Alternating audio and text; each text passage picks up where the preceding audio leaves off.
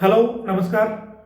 आज हम बात करेंगे भारतीय संविधान और राज्य व्यवस्था की जो हमारी क्लासेस चल रही थी उसमें इस क्लास में जो मौलिक अधिकार पढ़ रहे थे हम लोग भाग 3 में, उसमें हमने धार्मिक स्वतंत्रता का अधिकार जो पहले लास्ट क्लास में कंप्लीट कर लिया था।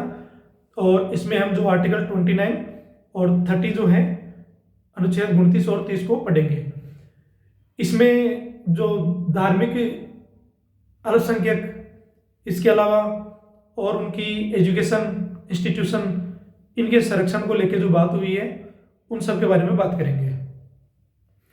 तो आर्टिकल 29 और 30 क्या कहता है तो हम लोग इसमें पढ़ेंगे, लेकिन उससे पहले एक बार एकेडमी के बारे में बात कर लेते हैं कि ये एक ऑनलाइन प्लेटफॉर्म है जो ऑनलाइन टेस्ट सीरीज प्रोवाइड करवाती है।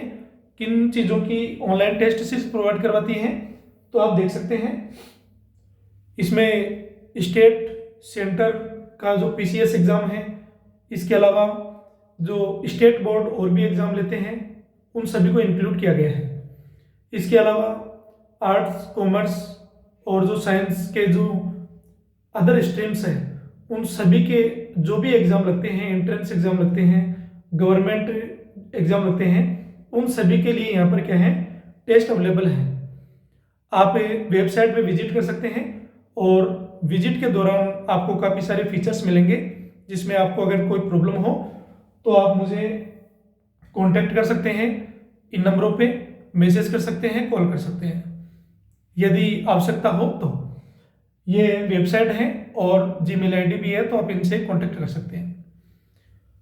हम लोग बात करते हैं भारतीय संविधान हम लोग पढ़ रहे थे और भारतीय संविधान में हम लोग पढ़ रहे थे फंडामेंटल राइट जो भाग 3 के अंदर था, आर्टिकल 12 से लेकर 35 के बीच में हम लोग इसमें पढ़ रहे थे। आगे पढ़ते हैं आर्टिकल 29 और 30। तो अब इसमें क्या लिखा हुआ है हम लोग पढ़ते हैं। सबसे पहले आर्टिकल 29। आर्टिकल 29 क्या कह रहा है कि अल्पसंख्यकों के हितों की रक्षा। हम लोग सबसे पहले जो अल्पसंख्यक शब्द है इसको समझते हैं। अल्पसंख्यक किसको कहा गया है तो थोड़ा सा एक बार बैकग्राउंड पता कर लेते हैं, लेकिन पहले इसके बारे में जान लेते हैं। भारत के अंदर विविधतापूर्ण जो धार्मिक व्यवस्था है, धार्मिक जो आधार पर जो लोग रहते हैं, इसमें एक आधार था कि बहुसंख्यक आधार पर एक धर्म को मानने वाले लोग हैं। इसके अपोजिट में ऐसे भी धर्म के मानने वाले लोग हैं जिनकी संख्या आमतौर पर जो बहुसंख्यक है उससे कम है। उन्हीं को क्या कहा गया अल्पसंख्यक। अब इन जब ये भारत आज़ाद हुआ तो भारत का जो विभाजन हुआ और उसके बाद में जब भारत का संविधान जब बन रहा था तो उस समय काफ़ी सारी जो विडंबनाएं थी, चैलेंजेस थे और उनमें कई सारी जो बाधाएं थी।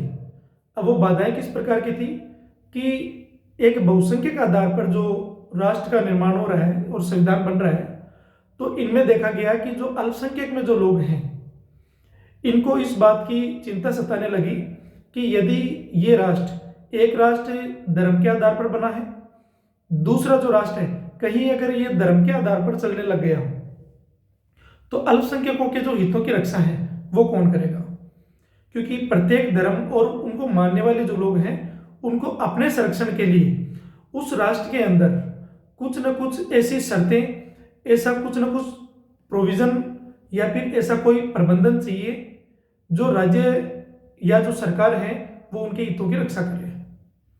लेकिन बात करने से और एक संविधान के आधार पर उनको संरक्षण देने से दोनों का जो पैरामीटर था यहाँ पर कई सारे चैलेंजेस आए, डिस्कशन हुआ तो इनमें मुद्दा रखा गया।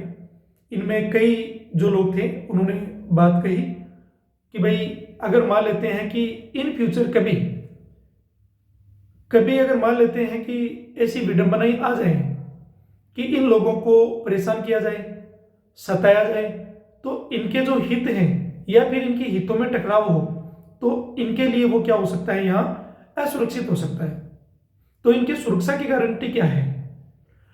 तब बाद में आर्टिकल 29 और 30 के अंदर जो है इनके हितों के लिए बात की गई। इसीलिए हम लोग इसको क्या कर रहे हैं, जब इसको संविधान में मेंशन किया गया अलग से तब इस चीज के बारे में हम लोग पढ़ेंगे। तो इसलिए ये चीज सबसे पहले क्लियर हो गई।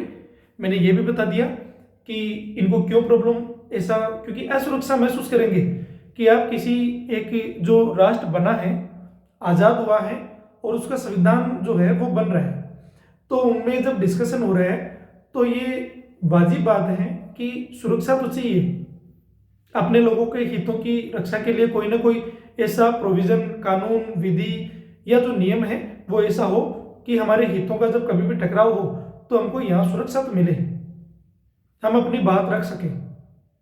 तो इसी आधार पर जो संवैधानिक आधार था, इन्होंने क्या किया, इनके हितों की रक्षा के लिए बात की। हम लोग पढ़ते हैं इसमें क्या लिखा हुआ है इसमें कि भारत के भूभाग या उसके किसी भाग में निवास करने वाले नागरिकों के किसी भी वर्ग को जिसकी अपनी कोई विशिष्ट भाषा, क्योंकि भाषा के आधार पर मान लेते हैं कि पर्टिकुलर कोई धर्म है, उसकी अपनी कोई लैंग्वेज हो, उसकी लिपि, उसके लिखने की जो शैली है वो, जैसे मान लेते हैं कि जो मुस्लिम कम्युनिटी में जैसे उर्दू लिखती हैं तो उनकी बात की जा रही है। संस्कृति, जो अपना पहनावा है, अपनी बोली है, अपने जो रिचुअल्स है, रीति रिवाज हैं, इन सभी पैमानों का जो आधार है, जो मान्यताएं हैं, उन सभी की बात की जा रही है। उसे संरक्षित करने का अधिकार होगा, ये कह रहे हैं इसमें। और जो आर्टिकल 29 और 13 ये दोनों केवल भारतीय नागरिकों को है। जैसे मैंने बताया था कि आर्टिकल 15, 16, 19, 29 और 30 ये 5 आर्टिकल जो है, ये जो फंडामेंटल राइट के अंदर, तो इनकी गारंटी है। और दूसरा, ये केवल भारतीय नागरिकों के लिए है, ये गैर नागरिकों के लिए नहीं है। अब हम लोग बात करते हैं इसमें आगे। दूसरा पॉइंट क्या कह रहा है, किसी भी नागरिक को राज्य द्वारा संचालित या राज्य निधि से, राज्य के द्वारा जो फंड अलोकेट किया जाता है उसे की सहायता से प्राप्त किसी भी शैक्षणिक संस्थान में केवल धर्म, जाति, नस्ल, भाषा या इनमें से किसी भी आधार पर से इनको क्या किया जाएगा, वंचित नहीं किया जाएगा। इन आधारों को ध्यान रखिए, धर्म, जाति, नस्ल, भाषा, ये तो है ही। अब ये टकरा कर रहे हैं, आर्टिकल 14 से भी टकरा रहे हैं, उनसे कनेक्ट हो रहे हैं। पढ़ते हैं आर्टिकल 23 जो था, अब ये कनेक्ट, इसका सब क्लोज 1 और 2 देखो यहां कनेक्ट हो रहा है। आर्टिकल 29 में क्या कह रहा है कि मसौदे पर 7 और 8 दिसंबर 1948 को डिस्कस हुई। इसका उद्देश्य अल्पसंख्यकों के सांस्कृतिक और शैक्षिक अधिकारों को सुरक्षित करना था, जैसा कि मैंने पहले आपको डिस्कस कर लिया। एक सदस्य ने अल्पसंख्यकों को अपनी संस्कृति विकसित करने का अधिकार देने हेतु खंड 1 में संशोधन करने का प्रस्ताव रखा। उन्होंने तर्क दिया कि संस्कृति स्थिर नहीं होती बल्कि गतिशील और प्रगतिशील होती है, और मसौदा अनुच्छेद में इसे प्रतिबिंबित किया जाना चाहिए। विधानसभा ने इस प्रस्ताव को अस्वीकार कर दिया। एक सदस्य ने मसौदा अनुच्छेद के दायरे को केवल भाषाई अल्पसंख्यकों तक सीमित रखना चाहता था। उसका तर्क था कि धार्मिक अल्पसंख्यकों को विशेष अधिकार देने से सांप्रदायिक को बढ़ावा, जो सांप्रदायिकता होता है उसको बढ़ावा मिलेगा। यह प्रस्ताव धार्मिक, नस्लीय, जातीय और भाषाई अल्पसंख्यकों को शामिल करने के लिए मसौदा अनुच्छेद का विस्तार करने के विपरीत था। दूसरे प्रस्ताव को विधानसभा ने स्वीकार कर लिया और मसौदा अनुच्छेद को 8 दिसंबर 1948, 8 दिसंबर 1948 को क्या किया गया, अपना लिया। आर्टिकल 29 को कब अपनाया, 8 दिसंबर 1948 को। भारतीय संविधान का अनुच्छेद 29 भारतीय नागरिकों के सांस्कृतिक और शैक्षिक अधिकारों की रक्षा करता है और किसी भी विशिष्ट भाषा, लिपि, संस्कृति वाले नागरिकों के वर्ग से इसे सुरक्षित करने का अधिकार प्रदान करता है। यह अनुच्छेद धर्म, जाति, नस्ल, भाषा के आधार पर किसी भी नागरिक के साथ राज्य द्वारा संचालित या सहायता प्राप्त शिक्षण संस्थाओं में प्रवेश करने से वंचित करने पर भी रोक लगाता है, जिससे सभी को समान अवसर प्राप्त हो सके। यह अनुच्छेद सांस्कृतिक विविधता की रक्षा करता है और अल्पसंख्यकों और बहुसंख्यकों दोनों पर लागू होता है, जिससे समूहों को अपनी विरासत की रक्षा करने और समावेशी शिक्षा को बढ़ावा देने में सहायता मिलती है। इनके कुछ प्रावधान पढ़ लेते हैं। आर्टिकल 29 सब क्लोज 1, संस्कृति और भाषा के संरक्षण का अधिकार। इसमें क्या लिखा हुआ है? भारत में रहने वाले नागरिकों के किसी भी समूह, बहुसंख्यक या अल्पसंख्यक, को अपनी अनूठी भाषा, लिपि या संस्कृति को सुरक्षित करने का अधिकार है। आप देखते हैं कि भारत में जो बहुसंख्यक है वो जैसे हिंदू है वो बहुसंख्यक में, अल्पसंख्यक में फिर कौन है? मुस्लिम, सिख, ईसाई, इसके अलावा जो बौद्ध हैं और जो जैन धर्म के लोग हैं उनको 2014 के अंदर अल्पसंख्यक में दर्जा दिया गया। इसके अलावा जो और लोग शामिल है जो अल्पसंख्यक में है वो इनमें शामिल है, जैसे फारसी हो गया वो भी है। अनुपात्रा के अनुसार मैं अपनी भाषा के संरक्षण के लिए वकालत, मनुपात्रा के अनुसार इसमें अपनी भाषा के संरक्षण के लिए वकालत करने और आंदोलन करने का अधिकार भी शामिल है। आर्टिकल 29 का सब क्लोज 2 क्या कहता है? शिक्षा में गैर भेदभाव। किसी भी नागरिक को उसके धर्म, जाति, नस्ल या भाषा के आधार पर राज्य द्वारा संचालित या राज्य द्वारा सहायता प्राप्त शैक्षणिक संस्थानों में, एजुकेशनल इंस्टीट्यूशन की बात की जा रही है, में प्रवेश करने से वंचित नहीं किया जाएगा, उनको रोका नहीं जाएगा। यह प्रावधान भेदभाव को रोकता है और समान शैक्षिक अवसरों को क्या करता है? सुनिश्चित करता है। इसकी व्याख्या है और इसका महत्व है। नागरिकों का वर्ग, क्या मतलब है इसका? कि सर्वोच्च न्यायालय ने इस व्याख्यांश की व्यापक व्याख्या की है, जिसका अर्थ है कि यह धार्मिक या फिर भाषाई अल्पसंख्यक तक सीमित नहीं है, बल्कि इसमें कोई भी विशिष्ट समूह शामिल हो सकता है, यहां तक कि किसी भी विशिष्ट क्षेत्र में बहुसंख्यक समूह भी। इसका मतलब है कि यदि भारत के किसी क्षेत्र में एक ऐसा एरिया है जहां पर जो अल्पसंख्यक है वो उस एरिया के अंदर बहुसंख्यक है और जो बहुसंख्यक है वो उस एरिया के अंदर अल्पसंख्यक है।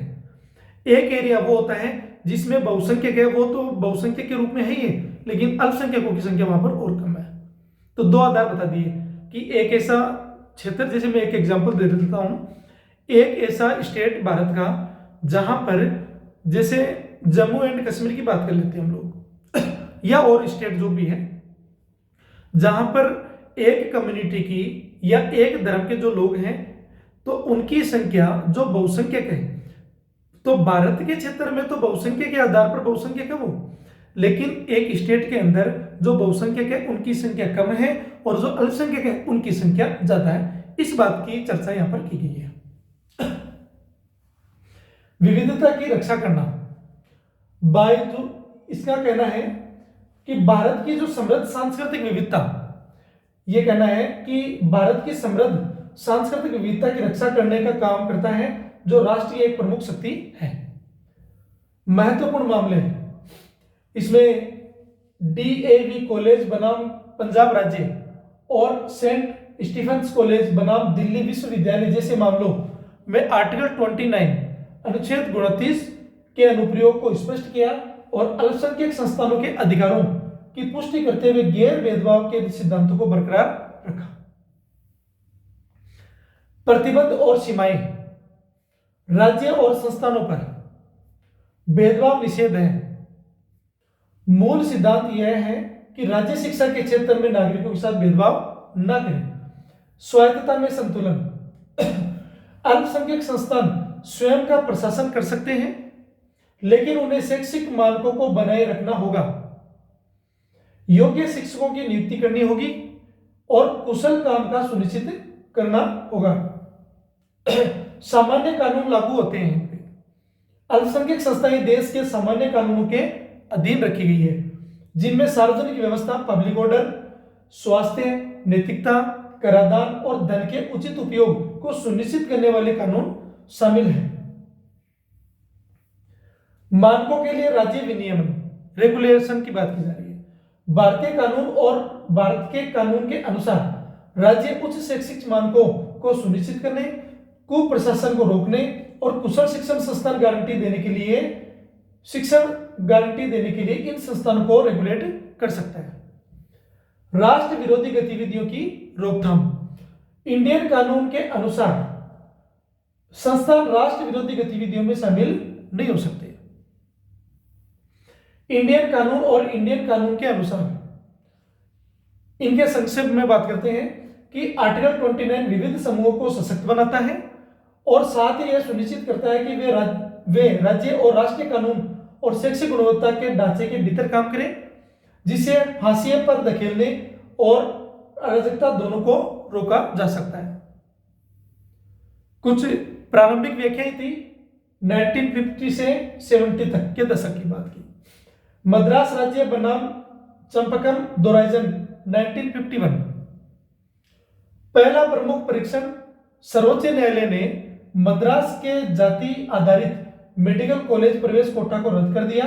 उन्हें आर्टिकल 29(2) का उल्लंघन घोषित किया। फिर दूसरा पॉइंट कौन सा है कि डीएवी कॉलेज जालंधर बनाम पंजाब राज्य 1971।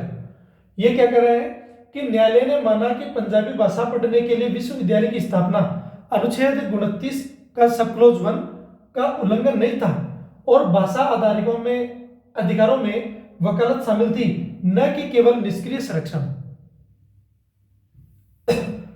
अल्पसंख्यकों की परिभाषा और शैक्षिक स्वायत्तता 1990 से 2000 के दशक के बीच में क्या हुआ, इसके बारे में बात कर लेते हैं। सेंट स्टीफंस कॉलेज बनाम दिल्ली विश्वविद्यालय 1992 क्या कह रहा है, इसमें अल्पसंख्यक संस्थानों के अधिकारों पर विचार किया गया था और न्यायालय ने उन्हें अपने समुदाय की सीटें आरक्षित करने की अनुमति दी, लेकिन अन्य संस्थानों के लिए निष्पक्ष और गैर भेदभावपूर्ण प्रवेश प्रक्रियाओं पर क्या किया गया, जोर दिया गया। डीएमए पाई फाउंडेशन बनाम कर्नाटक राज्य 2002 एक ऐतिहासिक निर्णय है। इसमें यह निर्धारित किया गया कि आर्टिकल 29 और 30 के लिए अल्पसंख्यक इकाई राज्य भाषाई रूप से पुनर्गठित है, न कि संपूर्ण भारत और राज्य के नियमों के साथ संतुलन बनाए रखते हुए अल्पसंख्यक स्वायत्तता की पुष्टि की गई। अधिकारों और चुनौतियों पर परिष्करण 2000 से लेकर 2000 के बीच में कुछ केस हुए हैं, जो जजमेंट है उनको पढ़ते हैं। पीए इनामदार बना महाराष्ट्र राज्य 2005। ये क्या कह रहा है, स्पष्ट किया गया कि निजी गैर सहायता प्राप्त संस्थान राज्य आरक्षण नीतियों से बाध्य नहीं है, लेकिन अनुच्छेद 29 का सब क्लॉज 2 के अनुसार गैर अल्पसंख्यक छात्रों को बिना प्रति छात्र शुल्क के प्रवेश देना अनिवार्य है। डीएमए पाई के बाद युग कौन सा है, उसमें कुछ बात हुई। न्यायालयों ने आर्टिकल 29 और 30 के तहत अल्पसंख्यक अधिकारों की व्याख्या करना जारी रखा। अक्सर राज्य की नियामक शक्ति और संस्थान की स्वायत्तता के बीच संतुलन बनाने पर ध्यान केंद्रित किया, विशेष रूप से प्रवेश और प्रशासन के संबंध में यह सुनिश्चित करते हुए कि किसी भी नागरिक को केवल धर्म, जाति, नस्ल या भाषा के आधार पर प्रवेश करने से वंचित नहीं किया जाए। आर्टिकल 29 सब क्लॉज 1 क्या कह रहा है, विशिष्ट भाषा, लिपि और संस्कृति के संरक्षण के लिए समूह बहुसंख्यक या अल्पसंख्यक की रक्षा करना। और इसका जो सब हमने ये पढ़ लिया, अभी वापस आर्टिकल जो 30 है वो पढ़ते हैं। इसमें यह कह रहा है अल्पसंख्यकों को शैक्षणिक संस्थानों की स्थापना करने और प्रशासन का अधिकार है। इसका मतलब है कि जो अल्पसंख्यक है वो अपने लोगों के लिए वो क्या कर सकते हैं, जो एजुकेशनल इंस्टीट्यूशंस हैं, स्कूल्स, कॉलेज या अन्य जो पाठशालाएं हैं या और अन्य जो शालाएं होती हैं, वो क्या कर सकते हैं, स्टेब्लिश कर सकते हैं और निर्माण कर सकते हैं और उनका प्रबंधन और प्रशासन वो स्वयं कर सकते हैं इन सारी चीजों के लिए। लेकिन इनके लिए कुछ रिस्ट्रिक्शंस भी हैं, तो उनका आधार भी हम लोग पढ़ेंगे। इसमें पहले बात करते हैं इसमें धर्म या भाषा के आधार पर सभी अल्पसंख्यकों, जो बहुसंख्यक के आधार पर जो अन्य लोग थे अल्पसंख्यक, उनकी बात की जा रही है, को अपनी पसंद के शैक्षणिक संस्थानों की स्थापना करना और प्रशासन करने का अधिकार। अब इसके अंदर जो पहला पॉइंट है उसका 1 पढ़ते हैं। किसी अल्पसंख्यक द्वारा स्थापित और प्रशासित शैक्षणिक संस्थान की किसी भी संपत्ति के अनिवार्य अधिग्रहण हेतु कोई कानून बनाते समय जिसका उल्लेख खंड 1 में किया गया है, राज्य सुनिश्चित करेगा, स्टेट जो है वो सुनिश्चित करेगा कि ऐसी संपत्ति के अधिग्रहण हेतु उस कानून द्वारा निर्धारित या उसके अधीन तय की गई राशि ऐसी हो जो उस खंड के अधीन गारंटीकृत अधिकार को प्रतिबंधित या निरस्त न करे। राज्य शैक्षणिक संस्थानों को सहायता प्रदान करते समय किसी भी शैक्षणिक संस्थान के इस आधार पर भेदभाव नहीं करेगा कि वह अल्पसंख्यक के प्रबंधन के अधीन है, चाहे वह धर्म या भाषा पर आधारित हो। फिर ये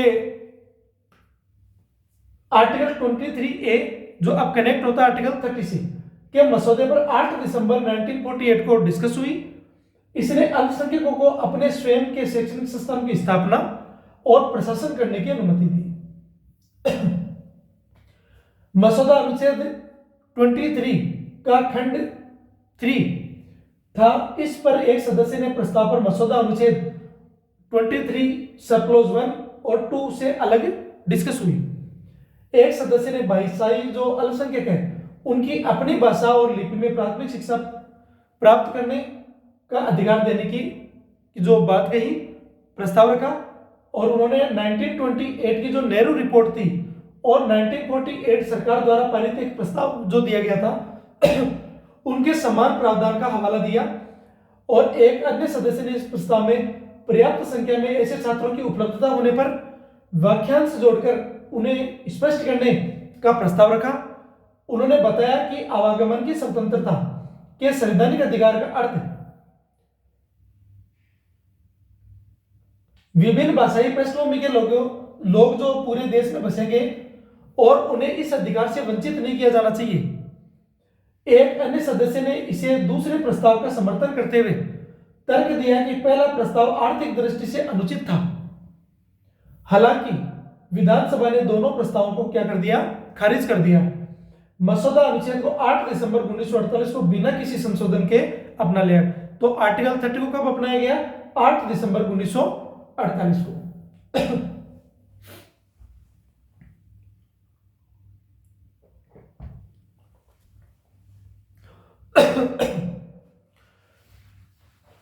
देखो आर्टिकल 30 से आमतौर पर भारतीय संविधान के अनुच्छेद 30 से तात्पर्य है कि भाषाई और धार्मिक अल्पसंख्यक हैं उनको अपनी संस्कृति को संरक्षण, अपने स्वयं के शैक्षणिक संस्थान की स्थापना, इसके अलावा प्रशासन और मौलिक अधिकार ये क्या करता है, प्रदान करता है। यह सुनिश्चित करता है कि राज्य सहायता प्राप्त करते समय उन्हें उनके साथ कोई भेदभाव ना हो। भारत में मौलिक अधिकारों का एक महत्वपूर्ण हिस्सा है जो अल्पसंख्यक पहचान और शिक्षा की रक्षा करता है। न्यायालय द्वारा इसकी व्यापक व्याख्या है वो की गई। इसके कुछ प्रावधान है, वही चीजें जो हमने पढ़ी है कि स्थापना और प्रशासन का अधिकार, फिर सहायता में भेदभाव से संरक्षण, फिर बाद में संपत्ति का अधिग्रहण। इनका उद्देश्य क्या था कि अल्पसंख्यकों के जो समूह है उनकी विशिष्ट संस्कृति, भाषा और लिपि का संरक्षण, ये सारे जो सेगमेंट थे उनकी बात की गई है। अन्य संदर्भ मानवाधिकारों की सार्वभौमिक घोषणा। इनमें जो आर्टिकल 30 है इसमें कहा गया कि घोषणा के किसी भी भाग की व्याख्या इस प्रकार नहीं की जा सकती जिससे सूचीबद्ध किसी भी अधिकार और स्वतंत्रता को नष्ट करने का अधिकार उपलब्ध हो या निहित हो। WTO ट्रिप्स समझौता, यह आर्टिकल 30 पेटेंट अधिकारों के सीमित अपवादों को क्या करता है, संबोधित करता है। संक्षेप में यदि कोई व्यक्ति बिना संदर्भ के आर्टिकल 30 का उल्लेख करता है तो वो संभवतः भारत के संविधान में अल्पसंख्यकों के शैक्षणिक या शैक्षिक अधिकारों से संबंधित प्रावधान का जिक्र कर रहे हैं। इसमें कुछ रिस्ट्रिक्शंस और जो लिमिटेशंस है, प्रतिबंध और सीमाएं, समानता है, श्रेष्ठता नहीं। इस दक्षिणपंथी विचारधारा का जो उद्देश्य बहुसंख्यक संस्थाओं के साथ समानता सुनिश्चित करना है, न कि उन्हें कोई लाभ देना। उचित नियम राज्य निम्नलिखित के लिए लागू कर सकता है। कौन कौन से, किसके लिए? शैक्षणिक मानक, गुणवत्तापूर्ण शिक्षा सुनिश्चित करना, जैसे पाठ्यक्रम, शिक्षकों की योग्यता, प्रशासनिक दक्षता, कुप्रबंधन की रोकथाम, निष्पक्ष प्रवेश, सामान्य प्रवेश में भेदभाव को रोकना, हालांकि अल्पसंख्यकों को वरीयता वाली सीटें मिल सकती है। शोषण निषेध, छात्रों या कर्मचारियों के शोषण को रोकता है। निरपेक्ष नहीं, यह अधिकार सीमित नहीं है और इसे सार्वजनिक हित के साथ संतुलित किया जा सकता है, बशर्ते अल्पसंख्यक संस्था का मूल स्वरूप बरकरार रहे। प्रतिबंध के क्रियान्वयन का उदाहरण, राज्य शिक्षकों की योग्यता और पाठ्यक्रम को अनिवार्य कर सकता है और लेकिन संस्था की मूल पहचान या प्रबंधन में हस्तक्षेप नहीं कर सकता। आर्टिकल 13 शिक्षा के माध्यम से सांस्कृतिक संरक्षण की गारंटी देता है, लेकिन एक ऐसे ढांचे के भीतर जो शैक्षिक मानकों को बनाए रखता है, अनुचित लाभ या शोषण को रोकता है। इनमें कुछ जो डिसीजन थे, जजमेंट थे, उनको पढ़ते हैं। केरल शिक्षा विधेयक मामला 1958, आर्टिकल 30 का जो सब क्लॉज 1 को एक पूर्ण अधिकार के रूप में स्थापित किया, जो आर्टिकल 19 की तरह उचित प्रतिबंधों के अधीन नहीं है, यह सुनिश्चित करते हुए कि राज्य नियम अल्पसंख्यक चरित्र को नष्ट न करे। एसपी मित्तल बनाम भारत संघ 1983, धार्मिक और भाषाई अल्पसंख्यकों के शैक्षणिक संस्थानों की स्थापना के मौलिक अधिकार की पुष्टि करते हुए स्वायत्तता पर प्रकाश डाला।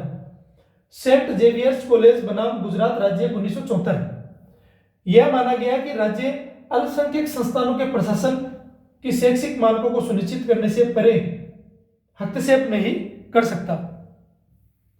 ब्रह्मचारी सिद्धेश्वर बाई बनाम पश्चिम बंगाल राज्य 1995, यह फैसला सुनाया गया कि रामकृष्ण मिशन हिंदू धर्म का हिस्सा होने के नाते अनुच्छेद 30 के तहत विशिष्ट अल्पसंख्यक अधिकारों का दावा नहीं कर सकता। टी.एम. पाई फाउंडेशन बनाम कर्नाटक राज्य 2002, जी.के. टुडे द्वारा उल्लेखित है कि अल्पसंख्यक राज्यवार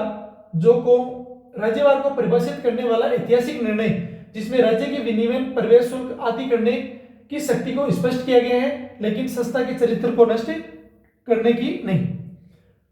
इस्लामिक एकेडमी ऑफ एजुकेशन बनाम state of Karnataka 2003, GK. Today के अनुसार जीएमए आधारित प्रवेश पारदर्शिता के राज्य के नियमों की अनुमति देता है, मुनाफाखोरी को रोकता है, लेकिन स्वायत्तता को कमजोर करता है।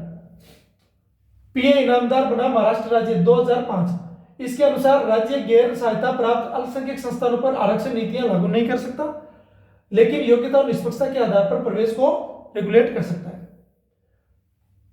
प्रमाती एजुकेशनल एंड कल्चरल ट्रस्ट बनाम यूनियन ऑफ इंडिया 2014, अल्पसंख्यक संस्थानों को शिक्षा के अधिकार अधिनियम आरटीई से छूट दी गई, उनकी आंतरिक प्रबंधन स्वतंत्रता को बरकरार रखा गया। अलीगढ़ मुस्लिम विश्वविद्यालय का मामला है 2024 का।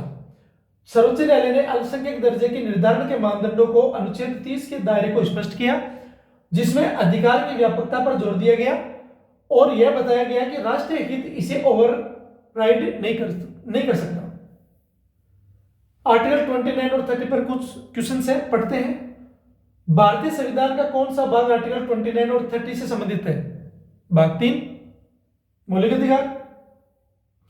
आर्टिकल 29 का सब क्लॉज 1 के तहत किसी भी वर्ग के नागरिकों को भारत के क्षेत्र में अपनी विशिष्ट भाषा, लिपि या संस्कृति को बनाए रखने का अधिकार है और इस अधिकार का लाभ कौन उठा सकता है? केवल धार्मिक अल्पसंख्यक, केवल भाषाई अल्पसंख्यक, बहुसंख्यकों सहित नागरिकों का कोई भी वर्ग, या केवल अनुसूचित जाति और SC/ST की बात की जा रही है। तो ये बहुसंख्यकों सहित नागरिकों का कोई भी वर्ग,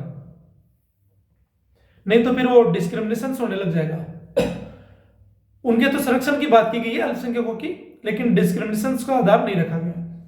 आर्टिकल 29 सब क्लॉज 2, किस आधार पर राज्य द्वारा संचालित या सहायता प्राप्त शिक्षण संस्थानों में प्रवेश से वंचित किए जाने पर रोक लगाता है? तो यह है धर्म, मूलवंश, जाति, भाषा, इनमें से कोई भी। आर्टिकल 31 के तहत अल्पसंख्यकों को किस आधार पर शिक्षण संस्थान स्थापित करने और प्रशासित करने का अधिकार है? तो इसमें है धर्म या भाषा दोनों के आधार पर। सर्वोच्च न्यायालय के अनुसार क्या अल्पसंख्यक शब्द को भारतीय संविधान में स्पष्ट रूप से परिभाषित किया गया है? नहीं, यह अपरिभाषित है। यह क्वेश्चन पूछता है, यह स्टेटमेंट बैक टू बैक पूछता है। क्या यह भी पूछता है कई बार कि जो कई शब्दावलियां हैं जिनके बारे में पूछता है कि क्या इनको संविधान में परिभाषित किया गया है कि नहीं। अनुच्छेद 30 के तहत अल्पसंख्यक शिक्षण संस्थानों को संपत्ति का अनिवार्य अधिग्रहण से सुरक्षा किस संवैधानिक संशोधन द्वारा प्रदान की गई? तो यह था 44वां संविधान संशोधन अधिनियम 1978, उसके द्वारा। जो मोरारजी देसाई और जो जनता दल की जो सरकार आई थी उनकी बात की जा रही है उस समय।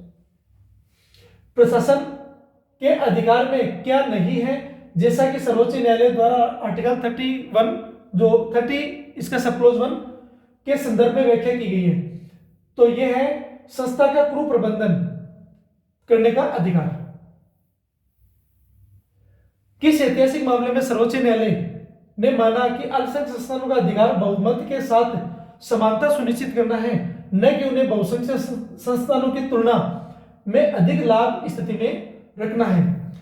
ये मलंकरा सीरियन कैथोलिक कॉलेज मामला है।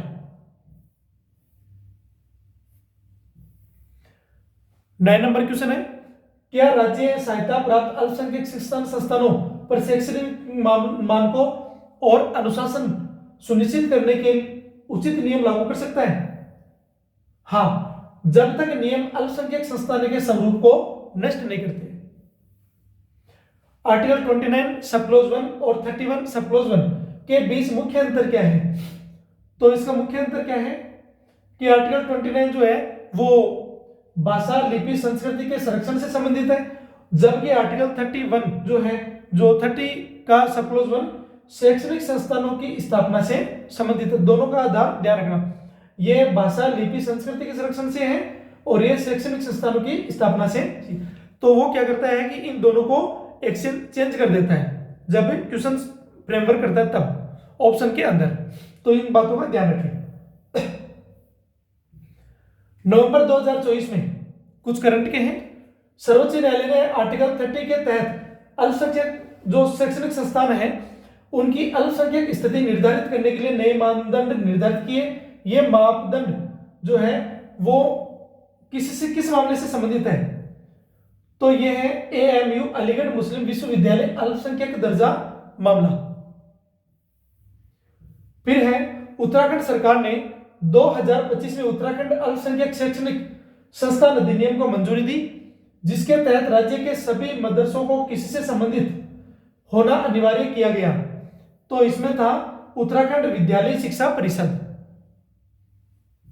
क्वेश्चन नंबर 13, उत्तराखंड अल्पसंख्यक शिक्षा विधेयक 2025 का मुख्य उद्देश्य क्या था? तो इसका मुख्य उद्देश्य क्या था? सभी अल्पसंख्यक जो विद्यालय हैं ने नई शिक्षा नीति 2020 तक के तहत राष्ट्रीय पाठ्यक्रम लागू करना। 14 क्वेश्चन, आर्टिकल 29 के खंड सब क्लॉज 2 के अनुसार राज्य द्वारा वित्त पोषित किसी भी शिक्षण संस्थान में प्रवेश से किसी भी नागरिक को वंचित नहीं किया जा सकता सिवाय निम्नलिखित में से किस आधार पर? तो इसमें क्या था? मूल वंश, धर्म, जाति और भाषा। ये 15 क्वेश्चन, हाल ही में 2024-25 में किस उच्च न्यायालय ने फैसला सुनाया कि अल्पसंख्यक स्कूलों में शिक्षकों की नियुक्ति के लिए ऊपरी आयु सीमा लागू नहीं होती है? तो ये था पटना उच्च न्यायालय। ये हमारा यहाँ कंप्लीट होता है जो आर्टिकल 29 और 30 हम लोग इसका यही कंप्लीट करेंगे। और इसके बाद में जो आर्टिकल फिर 31 जो संपत्ति का अधिकार था जो पहले मूल अधिकारों में शामिल था, हम लोग आर्टिकल 19 के अंदर जो इसकी बात की थी, इसके अलावा जो स्वतंत्रता के अधिकार में थी, हम लोग अब इसमें जो आर्टिकल 31, 32, 33, 34 और 35 इनके बारे में आगे डिस्कस करेंगे। इसको अभी यहाँ पर फिनिश करते हैं और आपको टेस्ट सीरीज से रिलेटेड कोई भी अगर जानकारी चाहिए तो आप इन नंबर पे कॉन्टेक्ट कर सकते हैं। Thank you.